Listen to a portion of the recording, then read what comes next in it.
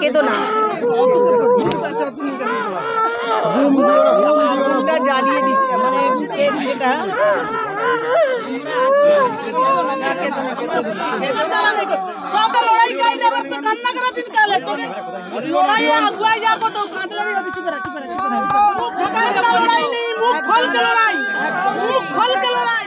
আমরা নতুন পাড়াতে গিয়েছিলাম। নতুন পাড়া মেনলি এসটি বস্তি, আমাদের সব আদিবাসী মেয়েরাও এখানে থাকে।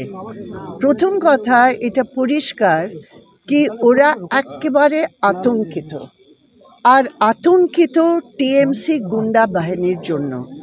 তিনটে মেন জিনিসগুলো সামনে এসছে। প্রথম হচ্ছে ওদের যা জমিন আছে, জমিনের পাট্টা আছে, ওরা বলেছে বামফ্রন্টের আমলে আমরা জমিন পেয়েছি, পাট্টা পেয়েছি।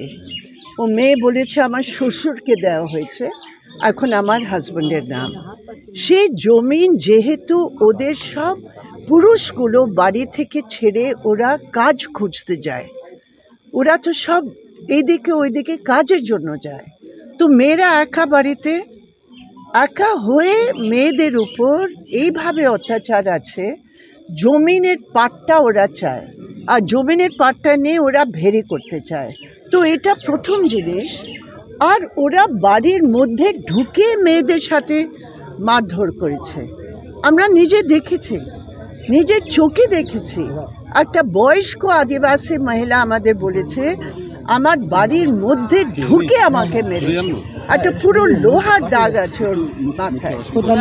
দ্বিতীয় কথা হচ্ছে ওদের কাজের ব্যাপারে, ওরা সব মনরেগার ওয়ার্কার। মহিলা বলেছে আমরা এত গর্ব করি কি আমরা নদীকে বাঁচাবার জন্য আমরা বাঁধটা তৈরি করেছি, আর আমাদের নিজের লাইফকে রিস্কে রেখে আমরা কাজ করেছি।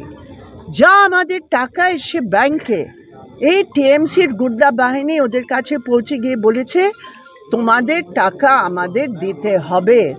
ওরা বারণ করেছে আমরা কেন টাকা দেব, বলেছে টাকা না দিয়ে তোমরা এখানে থাকতে পারবে না।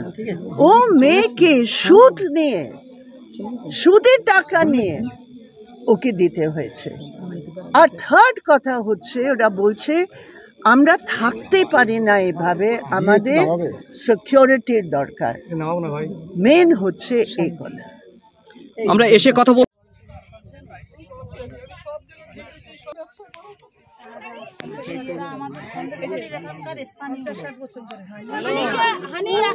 নাটক বাজিয়ে কে ওদের কথা নাই, হানিকের একটা অনুরোধ, হানি একটা নাটক বাজিয়ে কে ওদের কথা নাই, হানিকের একটা অনুরোধ, হানি যদি আমাদের ভিডিও ভালো লাগলে লাইক এবং শেয়ার করুন।